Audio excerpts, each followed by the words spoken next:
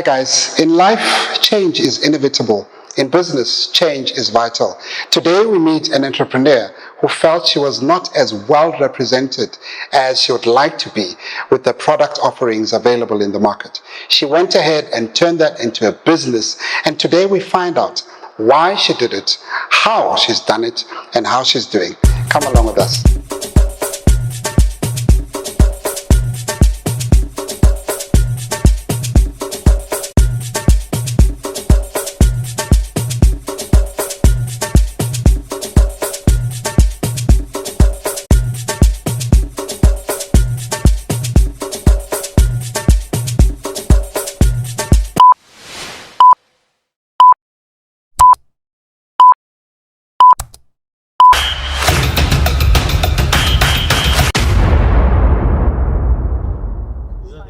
No, it's fine. You should sum you up. We need to start, please. Oh, okay. Just behave yourself. So we are in. Behave yourself, please. Yeah, we have limited.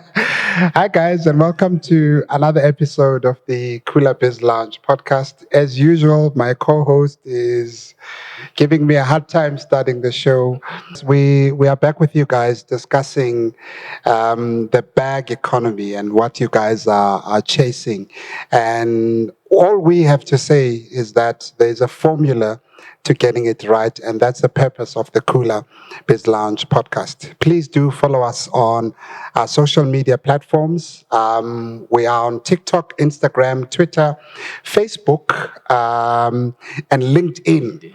And our handle is the same, guys, at Cooler Biz. How easy is it to talk to us, to engage with us, but also to communicate some of the content that you guys would like to see on the platform, but also to give us feedback on what we've already delivered. I mean, we've had very, very, very interesting, insightful, and episodes filled with tons and tons and tons of wisdom.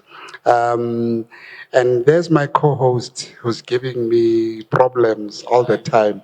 How are you, sir? No, me, I'm good. I'm Arauzo, Spale. I just get more fun. Yeah. Fun. Entrepreneurship is also fun. It can be fun. It affords you a lot of time on your hands sometimes. And you're able to wake up and come and do a podcast at your own time. Yeah. And then go and do some future. Yeah. But I've got something for you, Chief. Before we go further, I've got something for you. Guys, we are in the land of Bodese, Bokankela, and Diamond and Diman. So a part of the show, we must throw in Spitoriana today. Guys, today we've got a very interesting guest, someone who turned from, for lack of a better word, a disgruntled customer, but I wouldn't really use that word naturally. She just turned from a customer to a manufacturer. So to put it simply, she was in the market looking for a product, and she couldn't find it. And she decided that was a business opportunity. And she decided to tap into that, take advantage of that need, and create a business out of it. We have Mapula Ramothwala with us on the podcast today. She is from Soshanguve. Today we're doing the podcast interview from the Innovation Hub's satellite office in Garankuwa called Ekasi Lab. These guys are doing great work and reaching out to the townships to find those entrepreneurs that are interested in making an impact in the markets that they serve and providing support through, incubation programs and, access to funding and access to other forms of partnerships and collaborations. But I'm talking too much, guys. Let's introduce our guest, Mr. Nick. Oh, yes. Hello, Mapula. Hey there. How are you? Mapula Kiddo. Welcome to the podcast. Thank you guys for having me. Yes. So guys, I just want to read Mapula's bio quickly before we go forward so that we understand who do we have on the podcast, and partly also why does she need to be here? Why why is it important that she is with us today? Mapula is an agent of change. She's also a marketer of note. She's a businesswoman by all rights, and she told us she has a background in agricultural animal science. Mapula, what's that? You and these qualifications of yours that are difficult to understand. And plus, this is a long list of challenges. Very long list. May I just call her Mapula Kiddo, man? Just makes more sense that way. No, you cannot say Kiddo and not smile. So yeah, welcome, Mapula. Thank you guys for having me again. Yeah, man. We'd like to know who's this Mapula behind such great work that we've seen. Alrighty. So Mapula is from Soshanguve. Okay. As mentioned. Yeah, ngonyana Sosha. Was pack. So I was born and bred there, and then went to high school in Limpopo. Yeah, I went all the way to boarding school in Limpopo. We were like school. Okay. You can imagine. So that's where the agriculture came about. Okay. Agricultural Okay, school. okay. So through tertiary, Yeah. and then I pursued with the animal science. Yes, yes. Yeah. Okay. So, yeah. So if this doesn't work, you're going back to the land. If this doesn't work, I'm going back. Not even if it doesn't work, even if it works. Yeah. We're getting back the land. Yes. So it's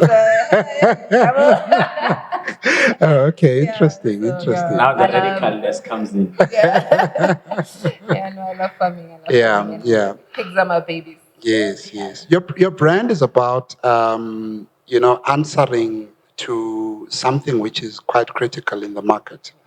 A comparison between what people need and what is available in the market. Your brand is just an answer to that.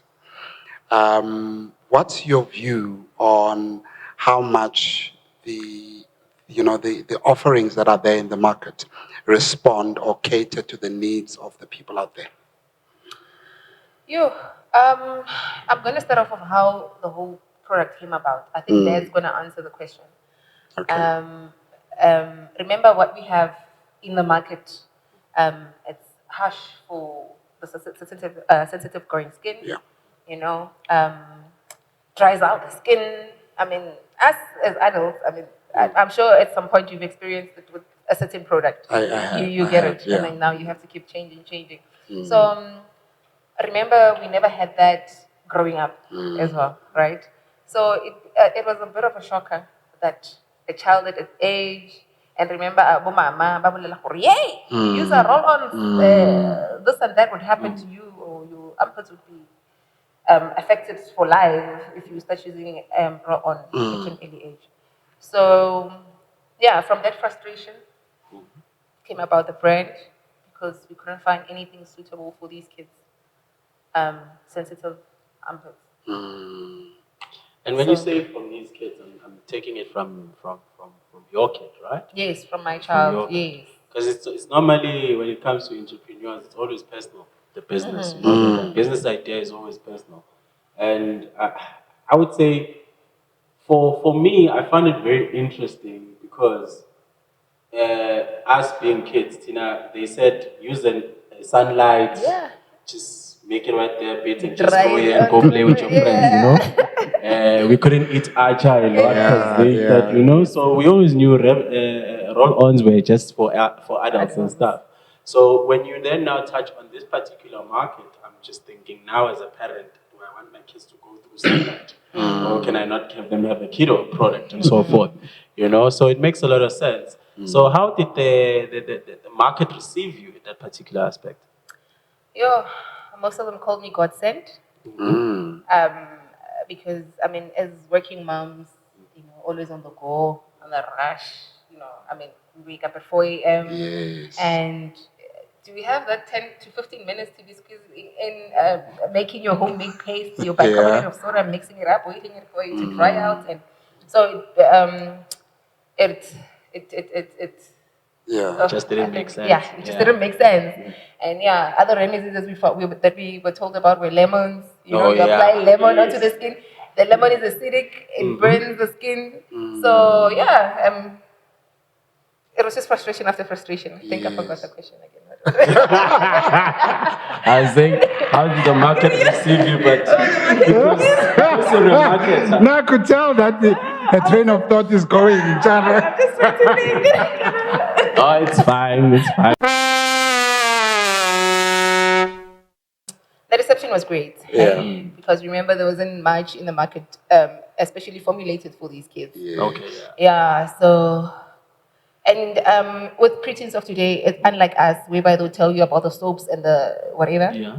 And they are more exposed, you know. So at school, they would actually bully each other. Maybe one come back home and tell the mom, hey, mama, Pella, this is what someone said to me at home. So I'd find clients or customers that would buy the products and tell me that, sure, you like actually boost my daughter's confidence, my son's confidence. You know what I mean? Because we didn't have that. We were all about playing, teeny, and you remember. But then with these kids now, I mean, everything has evolved. Everything is So But did you the market at any point did you have to consult with the kids themselves?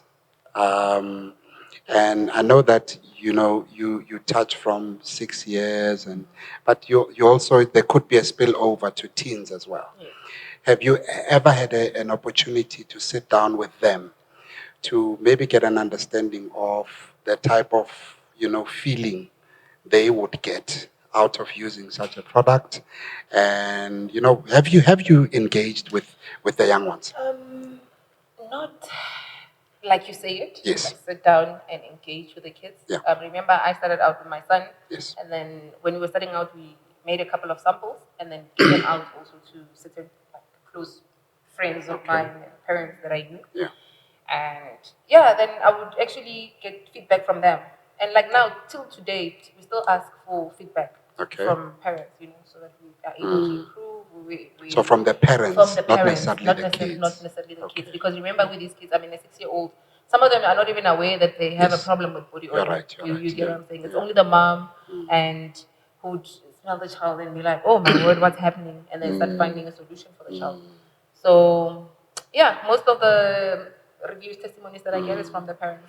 And in the beginning, how intense was your research and product development as you created Kiddo Cool?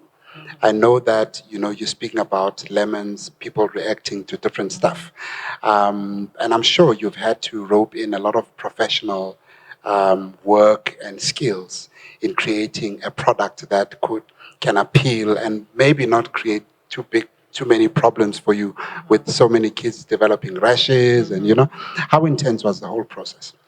It was quite intense because we did our first sample. Okay, firstly I went to Google the net. Yeah, I went to the net, Google, trying to find what are these ingredients that are actually harmful. Remember my background, like I mentioned, is in agriculture. Yes. I knew nothing about chemicals. I knew nothing about mixing products. Yes. So, and then what happened was I found a chemist who was willing to assist me with the formulation. Wow. Yeah. So we linked up, and then we started. Remember at that time the buzzword was organic. Okay. Yeah, that's where we started. Everything organic, and it still didn't work. You apply it in the morning, and then once the child is back from school, same problem again. So this it was just not only with my son, with other kids as well, because we had to try out because skin differ. So one it would work on the one and the other. So the majority of the kids that used the organic product didn't really last. Okay. So I like the fact that how you started off the journey, you are able to identify to say, okay, I went to Google. Google told me everything that I did not understand. I found somebody who understood what I wanted. And you were able to say, okay, let's get a proof of concept of all of this. Who's willing to participate? Then when you come back, or the kids come back with the feedback to say, okay, this thing works for 6 hours and so forth. Others would have said, no, man, this is not going to work. I'm looking for something impossible.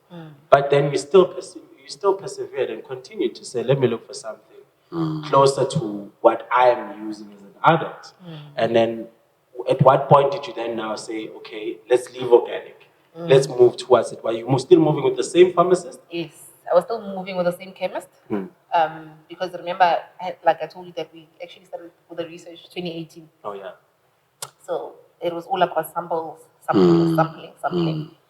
And then since we've noticed that the organic doesn't really work, like per se, and then we're like, okay, no, now we need to find those ingredients in the existing roll-ons that darkens the armpits, that causes those irritations and burns, eliminate those and substitute them with mild ingredients that would be suitable for the skin. Yeah. So that's what happened. And then eventually, we So found. one could say you took an adult's odor and lessened the impact. And lessened the impact. And okay. And when you say this, I'm just thinking to myself, going back to the times when we were in school.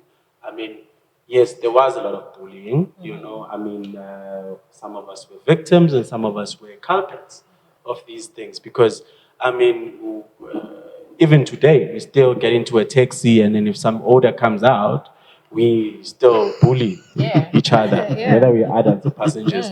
And for you to able to speak to that social need, for me, it tells me that you've got a winning formula. There's no other business in the world that currently at the times that we live in that should always have a shared value. You create a business that speaks to societal problems. And what you've done, what you're doing and still will continue to do is speaking to those societal issues will basically create a winning formula.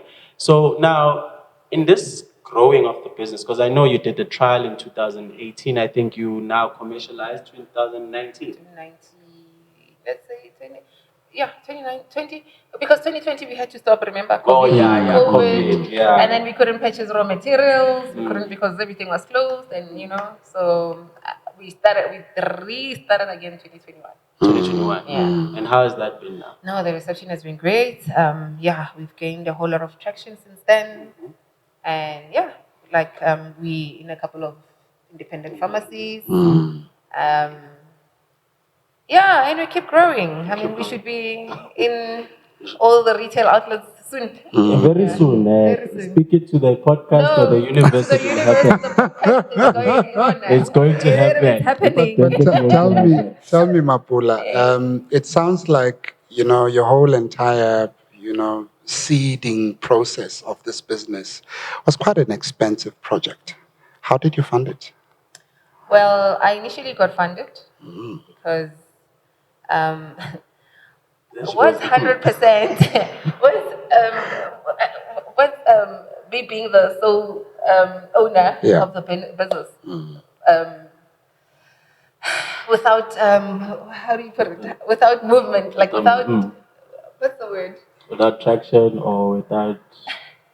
I mean, you can have 100% of the business, but there is no business if there is no work in there. Like there is no movement. There is no. You get what I'm saying? So I actually sold some equity onto the business, and then you're laughing like there's a story there.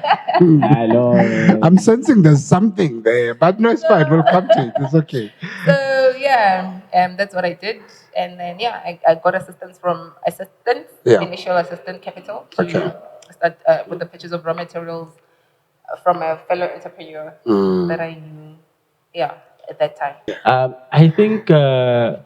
It's very difficult for an entrepreneur when they come up with an idea that they feel so dear about, like what you have, and to think of putting someone into the business to help you and have a portion of that.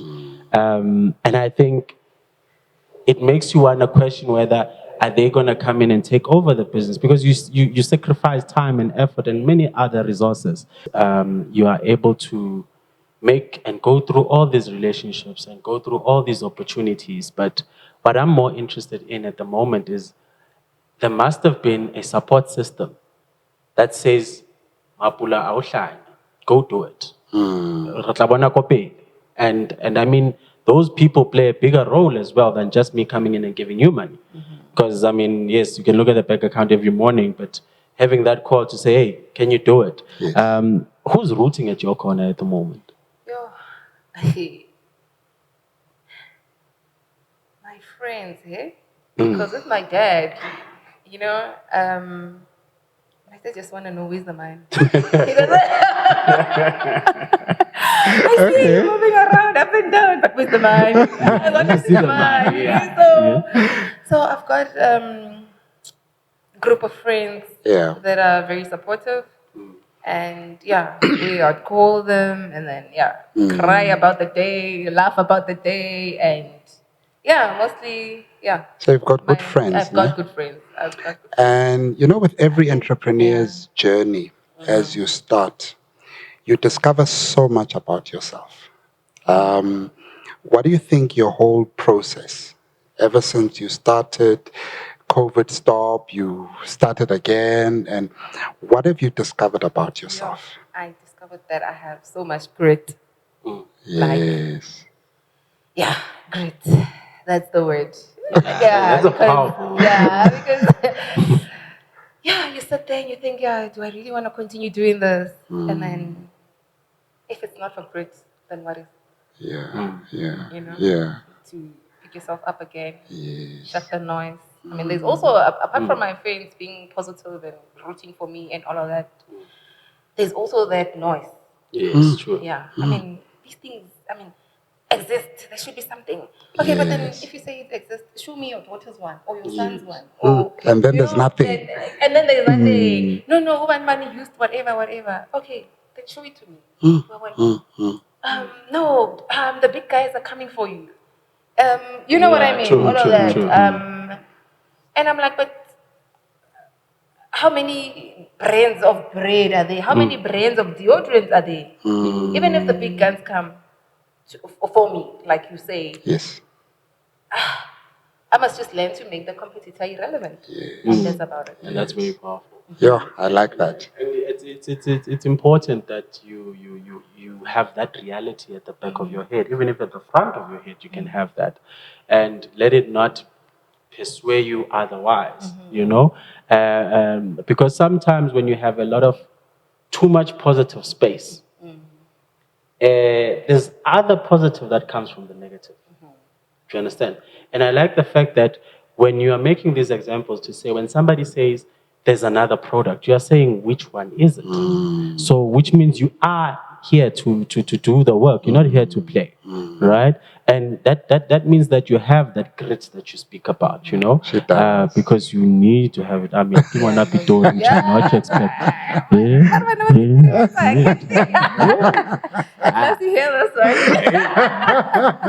Okay, Mapula, maybe just also tell us, how did you break into the formal retail market? So there was one customer of mine. Yes.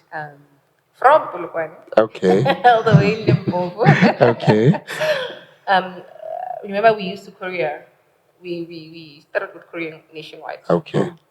So this lady bought the products from us, and she had a friend who owned a pharmacy in Polokwane. And because she was a loyal customer and a return client, she told the lady about the product, and that she should also try the product onto the daughter. Yes. Because it's the same age group. Age group, yeah. The lady did that, and then once she was happy with the product, then she told me to bring in. And she gave you shelf space. She gave me shelf space. Yeah. She gave me shelf space to the local choice pharmacy, because already the first thing she asked was the capacity, or like if it's all gone, will I be able to keep up with the supply? Replenish. Keep up with the supply, and if the products were tested. Okay. Yes. Okay. And I had all of that. Wow. So that was my first store, the QO pharmacy. I don't know if I can mention that. Shout out to them, man. Shout out to QO pharmacy. Some of biggest opposite Mary Clinic. So other pharmacies saw that the product is moving there, and they gave me an opportunity as well to put in other local choice pharmacies, and then And there was another one, All Health Pharmacy. Yeah. Yeah. All Health Pharmacy is also got an opportunity in Sunnyside. Yeah. Also, they also have like a chain of pharmacies as well. Same thing. And then, yeah, until I linked up with a buyer from Kalapeng. Okay. And then they were willing to. But also, I'm sure that changed the dynamic quite a lot because Yes. you were used to, shipping and sending parcels, but now you could get an opportunity to interact with your end user. Yes. When you get an opportunity to go to a shop, you could stand next to your product and say, "Hi, my name is Mapula," Do that, and they'll be like, yeah, come on, mama, come on,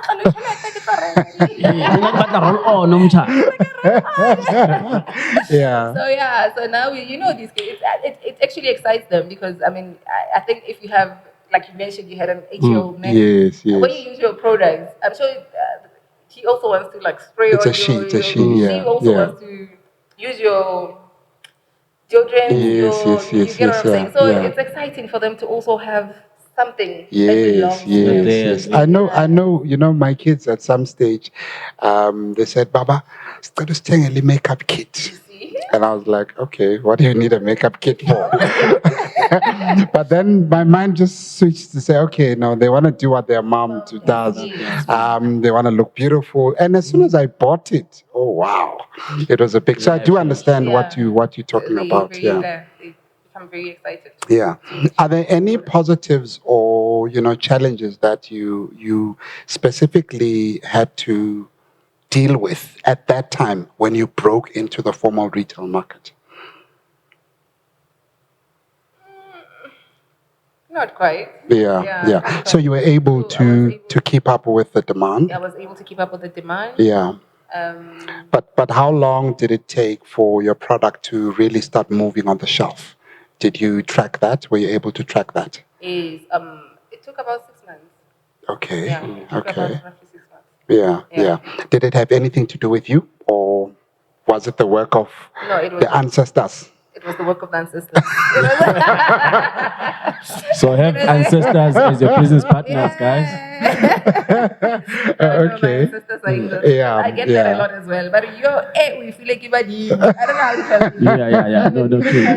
Yes. Ancestors, Yeah. But Dimo Vele, they have their own parts to play. Yeah. But when you mention these things and how your referral system moved you from one repeat client to one particular client that you did not know they had a pharmacy that were happy about the product and were able to expand and give you that particular shelf space. Because I can tell you in the market that you are in, it's very difficult to get shelf space because the certain criteria that you need to meet. Like, the ones you mentioned was the fact of uninterrupted supply, right? And whether was it tested. Those are just few entry-level questions, right? But the idea around getting into the retail shelf space, whether nationally or so forth, you have to deal with rebates. Yes. I remember at some point when I was in a retail space, I was asked about the rebates, and I said, "Hey, Mchana, what's happening? Can't you not so you just put your markup and leave me alone." Yeah. But then when they tell you about these rebate structures, you're like, no, I need to go and consult. You understand? I need to go and consult.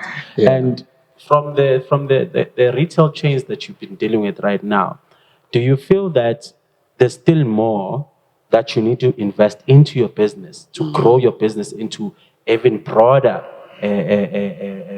markets? I know your local choice and so forth, those are new entrants into the market. But you got your traditionals, your clicks, your discounts and so forth. What is it that you feel that you need to improve more on or get on board with to get you to that place? Well, yeah, like you mentioned, rebates. Those are terminologies we did not understand at all. You get there, they tell you 40% off. You're Chinese, and you're like, I just need products. All this language.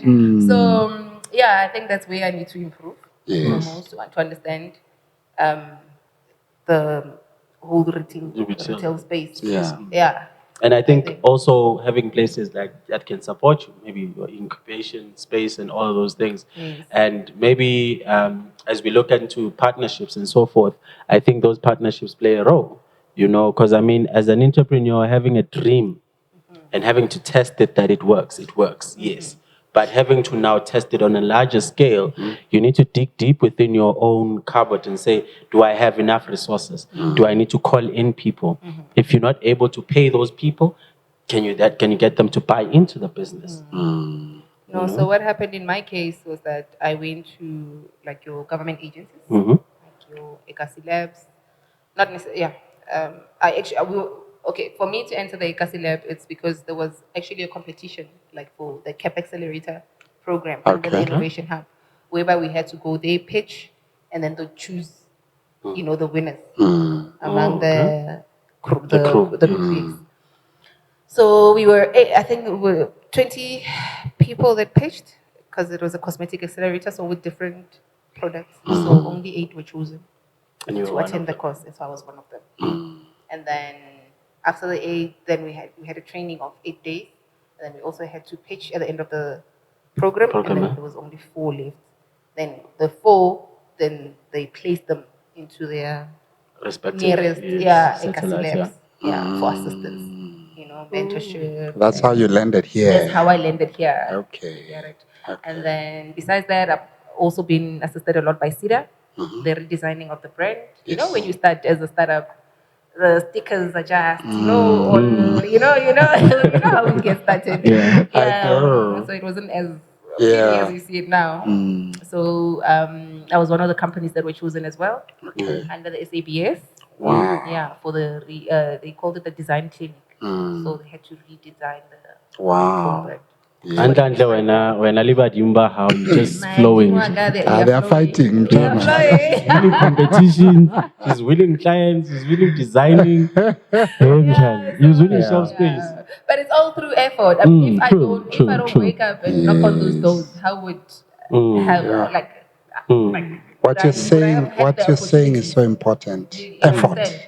The effort, exactly. Yes. I mean, if I didn't wake up one day and say, okay, no, I'm going to the that's funny branch for that briefing session that they, they mentioned wherever, then I wouldn't have had those opportunities. But with you guys being here in Garankua, part of the incubation program, you guys have probably linked up with a lot of other enterprises, whether women-owned or youth-owned, people from the local community who are interested in entrepreneurship.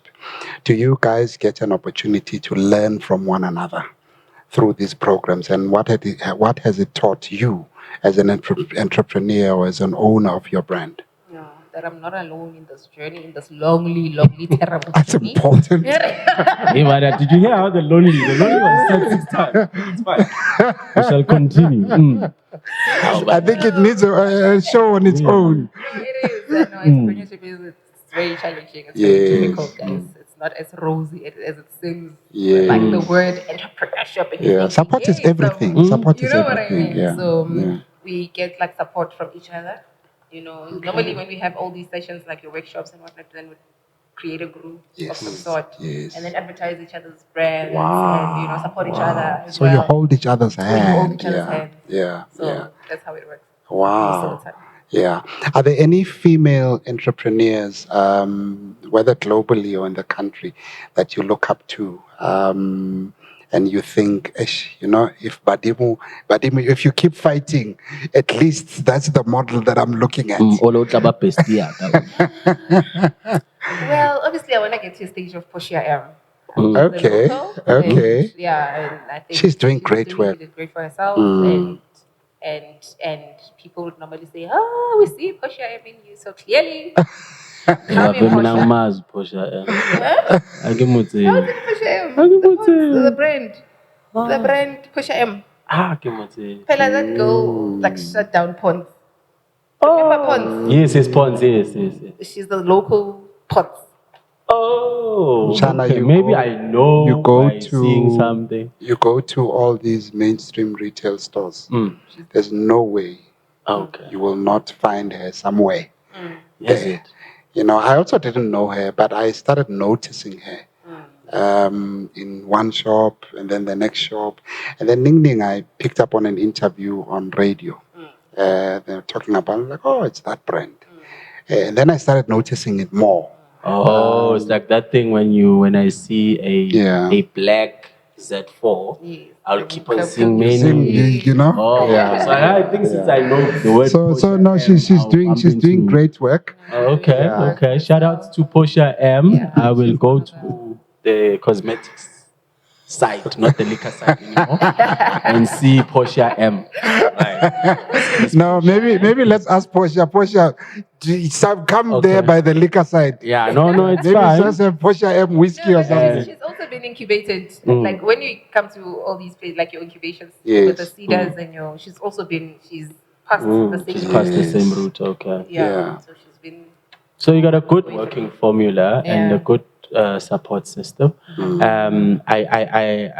Well, if the reality was owned by me, I wouldn't see any failures in the future. But I think you have enough skin or thickness thereof to fight these other challenges that you may see yourself across.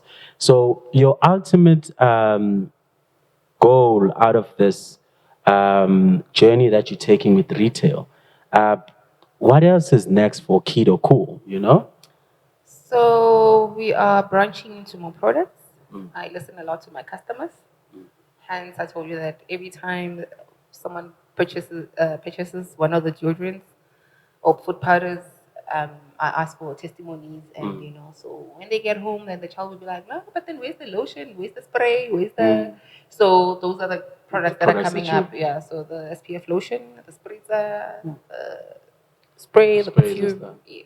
And I like how So, you listen as well Yeah, to I listen a lot to my customers. to your customers. That's important. I remember you did mention earlier that incident, and I think people should know about it. I think it's a very brilliant business how you respond to a demand. The Twitter, where somebody tweeted and said that people's huafis are what? Yes. What happened? What happened there? Oh, so there was a teacher that tweeted on Okay. Twitter, yes, to say that she has a problem with personal hygiene Yes. from these kids, body Oh, odor, and okay. these kids putting At powder school. at school. Okay. And remember, these are kids like your 6-year-olds, your 7-year-olds, your primary school children. And then so I received a lot of calls and retweeting and speak to Yes, Mapula, yes, yes. all of that. And I'm a small scale, Okay. I don't have the donation side Yes, yet. yes. So what I did was we came up with a deodorant drive, Okay. whereby you buy the deodorant and then we put it in a box. Anyone who's willing, good Samaritans out there, and then we put it in a box and then we choose the school to go to, and then donate the deodorants thing. Wow. So we partnered with another NPO. Ona they do pets, Oh, yes, the sanitary pets. pads. Okay, Yes. okay. Sanitary pets. So that we don't just go with the deodorants. Yeah. So the ones that need the deodorants, we'll give them the deodorant. The ones that need sanitary pads, we'll be given the sanitary pads. So it was a very beautiful event. I really loved it, giving back. And yeah, it's something that we're busy with now. Now we're still accumulating more. The first event we had it on the 10th of June. Yeah, we donated the first batch. So now we're still accumulating, and then until we have enough to go donate, we pick a school and then go donate. Wow. I'm proud of you for doing that. Well done. I think also, sometimes people don't realize that giving back is also a form of marketing. Yes. Because in your case, or rather in this case, you're giving back to a school. These are the end users of the product. Yes. And they do have an influence. When you're walking with your son or your daughter in the shop, they tell you, Mama, kebata. And I love them so much. These kids. And you're at social markets and what, with the stands and the colors. And Yes. Mama, let's go there. I love these kids. You love the end result. You're forgetting that the mothers, you're putting them through trauma. Yeah. No, that's great, man. But that's I mean, great. what I like about it is that the factor is what you're speaking to some of the humans' basic needs. right? Which also hygiene is one of them, because I mean it deals a lot with health as well. So when you're able to cover that from a child who is 6 years old, right? You are able to be in a journey with them until they get into adulthood, you know, and them having to choose that particular one. So, I mean, for me personally, I knew other brands, which I can't give them prominence here, but I knew other brands for many years before I could use them, because I was very young to not to even use them. But because the people that were using them is people that I looked up to. So, which I thought that those were things that they use for their own success. Those were their superpowers for some extent. So I would think that Kiddo Cool is the kid's superpower. The kid's superpower. You know? Yeah. Self-esteem enhancer. Just a minute, guys. Guys, remember to follow us on our social media platforms. Mapula is here with us today. We will also put up her Twitter handle and how you can also communicate with her brand, buy and support it. The important thing is we also don't want to be a podcast that is just out there bringing people like your Mapula. They must derive support. And all of that needs to come from us. So follow us on our platforms. We are at Cooler Base on all social media platforms. Let's keep engaging. Because I mean, at the end of the day, you know, the success of doesn't it to sometimes scare you, the success that is in front of you, that there is definitely going to be competition that's going to come into the market, you know, and it's going to be coming from competition that has a lot of money, or probably competition that has more skills or more connections or whatsoever. And how is that constant knowledge of that pushing you daily to say, okay, whatever, okay, let me work like I'm no longer the only one, you know? And that's what I do. I work like I'm no longer the only one because I know they're coming. I just want to get the name, the brand out there, so that by the time they come, I'm in existence, you know, and yeah. I guess you can't stop it from happening. It's inevitable. It's inevitable. can't. Like, yeah, like I said, you just need to make your competitor irrelevant and keep pushing and just pushing your brand. I mean, I don't know if I can still speak about Pusha M and Pons. Is that, can I? That's Yeah. okay. Is That's that okay? That's okay. Yeah, I mean, look at what she did to Pons. I mean, Pons was in every household. Now you found Pusha M in every household. So that's the idea. I didn't realize Mchana Posha M was so. No, she's big. I didn't realize. Okay, I take it upon myself to find Portia and invite her to the show. Yeah. And she must tell us why she's not in my Yeah, no, household. Posha, we are coming. We are coming, Portia. We need to have that conversation because really, really, we want to know. Yeah. And I mean, you know, there's just so much, and I mean, you're moving from your background is farming. That's where your core competencies are, and I'm sure definitely by what you're going to learn from Kiddo Cool, some of those skills you'll integrate them back into that space. You know, I mean, that's one thing I love about Limpopo people. Limpopo people, they Now you love them. I love Limpopo. Now you love them. I don't like their weather or their diet, but definitely I like them. You know, they're quite Guys, very. we love people from Limpopo. We love you guys. Yeah, I love them. Yeah, unlike other people. Yeah. But yeah, I like the drive, the fact that you know it inspires me sometimes, and I can see it in Pretoria sometimes as well. That people tend to say, you know what, I'm not going to wait for somebody, right? I'm going to do something myself, right?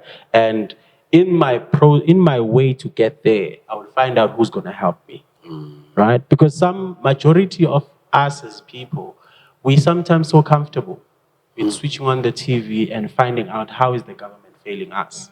Again, fail me government. Like when I watch TV and I see maybe the president, I said, what failure are you going to tell me again? Do you understand? But when you become an entrepreneur, you are then saying to yourself, you know what, that is just television. Here is me. Here is me I have the capacity to do 1, 2, 3, 4, 5.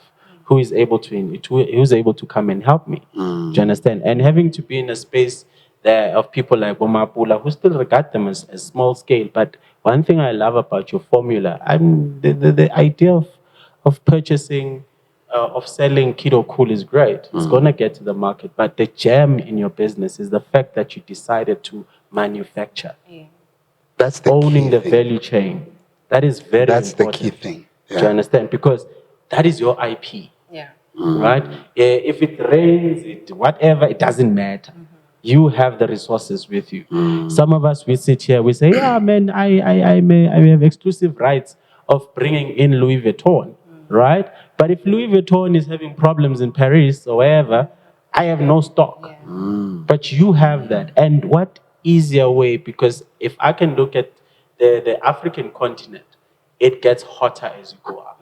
Right? Yes. And this is where Kiddo Cool grows. No, about that, I'm sorry to interject. We went to Nigeria and Namibia, like through trade Yes. missions, Yeah. and just to test the market to see if there's appetite for our product. Wow. Yeah, we did that. Yeah, there's a Unali huge passport. appetite. Unali stamp.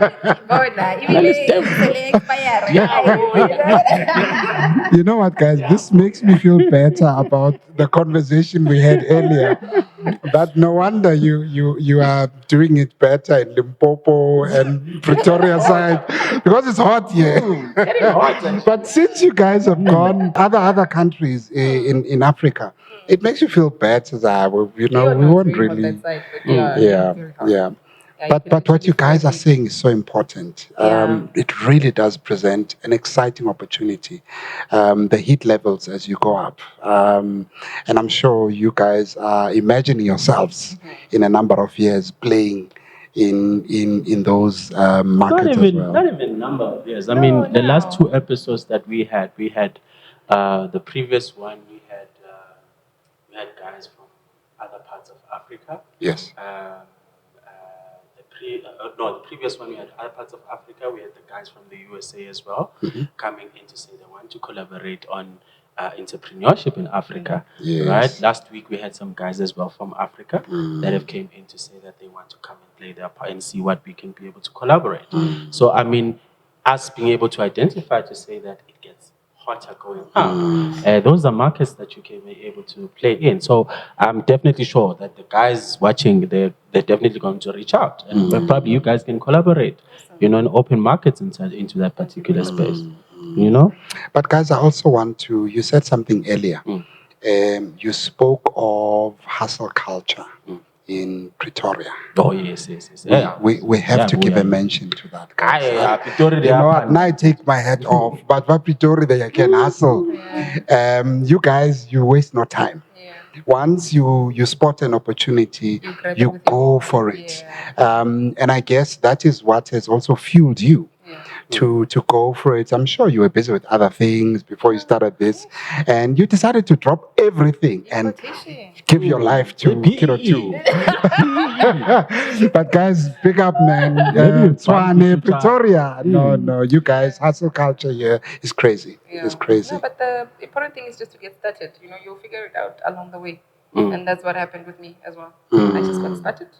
Like I said, it's organic, and then we changed, and then the rebranding, and then the brand, the design clinic, and you figure everything out. But I feel like there must be something in the social makeup of Tshwane and Pretoria, whether in the townships where people, link up, which just has an exchange of an energy of progress. But who are the most hustlers? Yeah, they are the people from Limpopo. Yo, underdogs. I'm not gonna lie.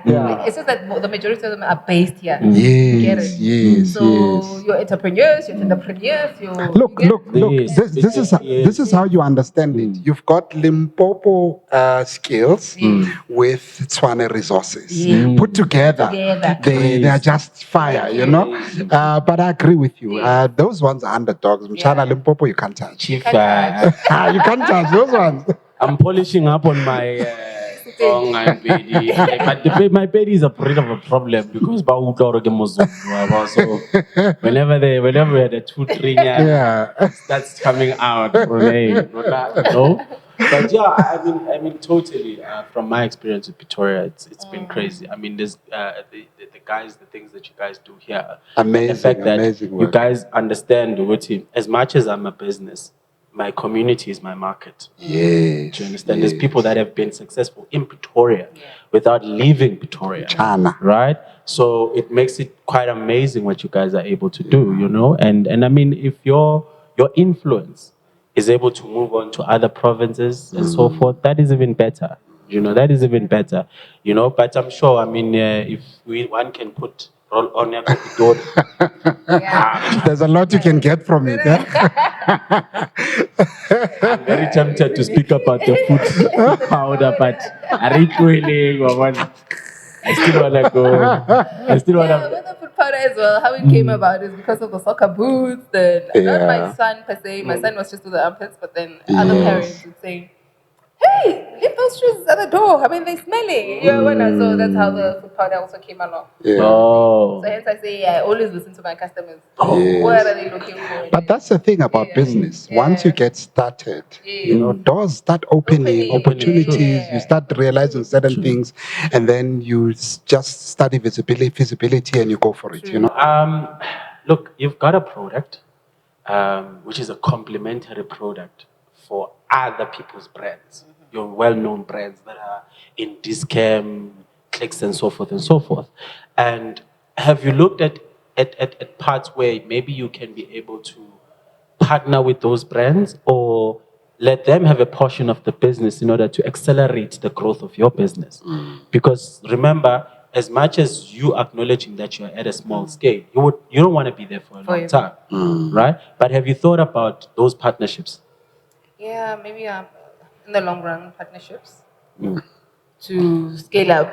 I think. Yeah. Sorry, guys. I'm remembering that conversation we had earlier about equity and partnerships. No, now you are. And I did say, you know, the way she answered was like there's something there. There's something. Yeah, but I'm sorry to disturb you. Partnerships are great, guys. The only thing is that you just need to find people with the same vision, Yes. aligned, and It can work. It can work. Yeah, It can work. Yeah. I mean, now having to wear so many Hats, hats Yeah. in the business, you know, it, it becomes frustrating. Yeah. Yeah. Then you need partnerships. You do, Yeah. you do, Yeah. you do need For your own partnerships. And the sanity only as thing well. is that you just need to do your due diligence properly. before you start signing people up. Yeah. Because But there isn't a working formula there, ne? there isn't a working formula, but then you know your people, you know Nick, and you've seen what Nick is about. Yeah. You get what I'm saying? Yeah. I think from your circle, you can actually identify, okay, no, I can tell that this person, Yeah. can, This is where you they're know, going. as much as Yeah. that person might not want to be into sales and marketing and whatever, but then might be good at 1, 2, 3. I always say there's a positive and a negative about everyone. So yours is to decide what's positive or how much positive is there in this person and whether you have a way of dealing or managing the negative. And then once you're comfortable with that, you can move. Yeah. And which is very, very important. And one of the reasons why I'm asking this question is because, you know, I've seen a lot of entrepreneurs that have products that are complementary to a well-established product, right? But they spend so much time trying to move that product out of the market, and they don't have the resources. And when you look at that particular product or the company that runs that product, they have opportunities such as enterprise development, where you can go there and say, guys, I've got a complementary product, right? And I'm well established. I can go through this, but I need your partnership in this, right? It works. It becomes great. You throw in the funding. It accelerates your business very fast, right? And at that particular point, you are in a good position to say, you know what, maybe give them 50% or maybe give them 40%. And you're able to leverage over those relationships, right? Because I can tell you now, in your situation, if you want to go into clicks, you gotta firstly go through a junior buyer. Yeah. who's going to tell you about their senior manager. Yeah. And then their senior manager is going to take you to the director of merchandising. Right? The director of merchandising is going to take you to somebody about planogram, whatever the case may be. And then again, bring you back to say, how good are your supplies? Right? Now, we are willing to give you shelf space, but we're not going to purchase anything. Yeah. Do you understand? Consignment. Now, how are you going to manage all those costs? Do you understand? And then at the end of the day, you sit and say to yourself, there really isn't any opportunities. There's just so much red tapes. But there is these things can be solved because we live with people that work in these companies. There's somebody that works at Clicks that stays in your street. There's somebody that whatever at Macro, whatever the case may be. Let's start communicating and offer each other opportunities. Get into those opportunities of enterprise development. I know these companies, they use this enterprise development to reduce tax. So they can be able to assist you. I'm sure they can be able to. I mean, go to L'Oreal or Omo, whichever. But also, guys, I think with large corporates,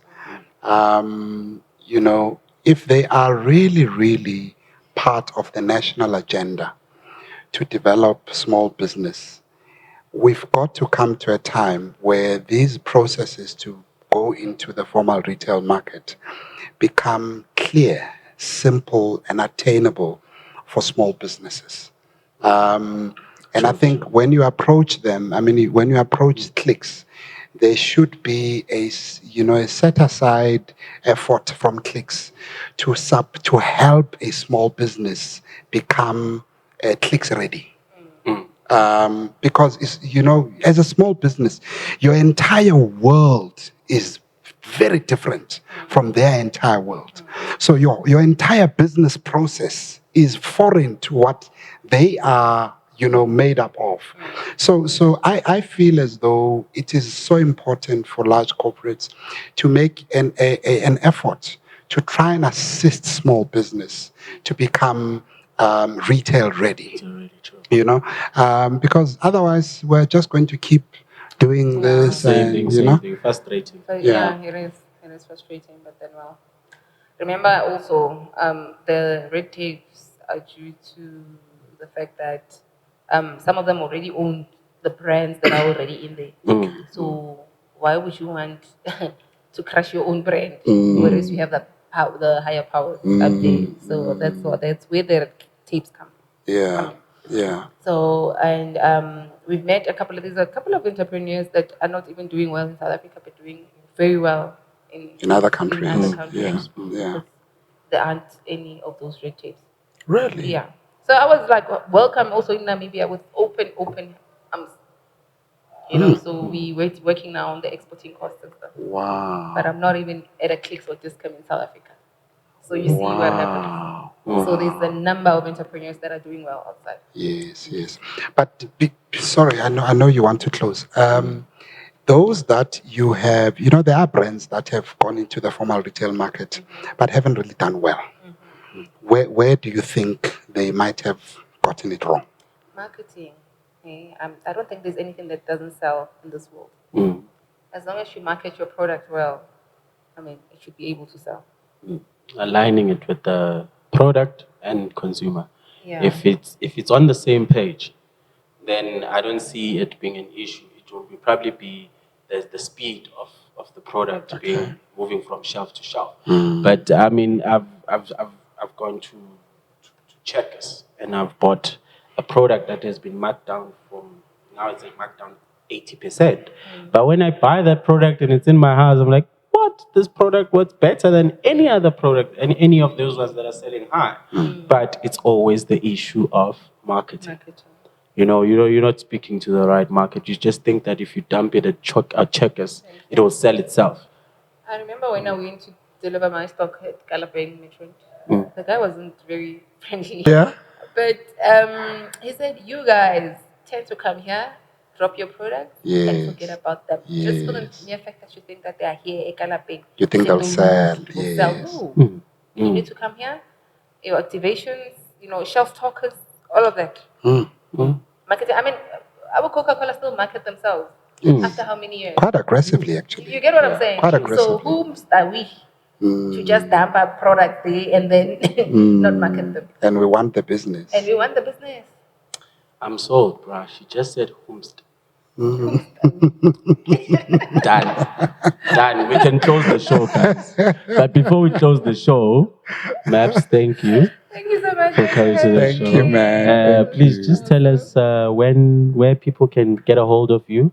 Yeah. So you can follow our socials. It's Kiddo _cool on Instagram, Kiddo _cool on Facebook. Those are the most active social pages. Okay. And you can alternatively WhatsApp us on 071-153-9557. Yeah. WhatsApp, guys. So in places where you don't WhatsApp or e-wallet. Yeah. So in places where you guys are not supplying any stores, can people still buy directly from you guys? Yes, And you ship to any parts of the world now, because people are now aware of you guys in Namibia. And, Yes. Are you open to having resellers, like a Yes, person? we also have that as the well. resellers, I've been in talks with one from Botswana, so we're just working on the courier. The courier guys. So the opportunities I saw the are WhatsApp text. the opportunities are big. Yeah, I must just read it. Yeah. What are Oh, that the is costs great. and whatnot. Yeah, so I identified one reseller in Botswana. Yeah. Because there's also a huge demand in Botswana. A lot of people would call me from there, and then how do they get it? Most couriers don't go there, or if they do go, they are very expensive. So, You know what? I want to join the group of people who say, we feel like a team. yeah. Because really, I mean, this thing just came out of you needing a product for your son. You know, how great can this be? And man? I thought there must be something in the market. I mean, wouldn't you think there was something? I would think. I mean, got 2020. When was it? 2018. 2018. Yeah, I mean, you know, you would expect everything is there. Thank you. I also went there with the thought for a woman. There must be something. They can't just be all these homemade things. Yeah. But much respect for you, man, for turning that into a business and helping so many people in the process. Yeah. Oh man, Buffalo man, you know, so tempted to speak Zulu right now, but he go Pitori. So I must do what the Romans do. Achoo. But yeah, guys, thank you for being with us today. We definitely enjoyed our episode. We did. And we're looking forward to greater heights that you're going to go to. Yeah. And Kiddo Cool. Look out for that, guys. Greater things coming. Yeah. It's just that us in jail. You know, but do follow all the socials that Mapula did mention. And don't forget to click on the subscribe button. Yes. Click on the notification button so that you know when are we dropping some stuff for you guys. And do comment and share the page. Yeah. And you can be able to contact us on our socials using the same handle, which is @CoolerBiz. So looking forward to next week's episode. Guys, keep well. Achoo. Cheers, guys. So Thanks. focalistic kudulamo.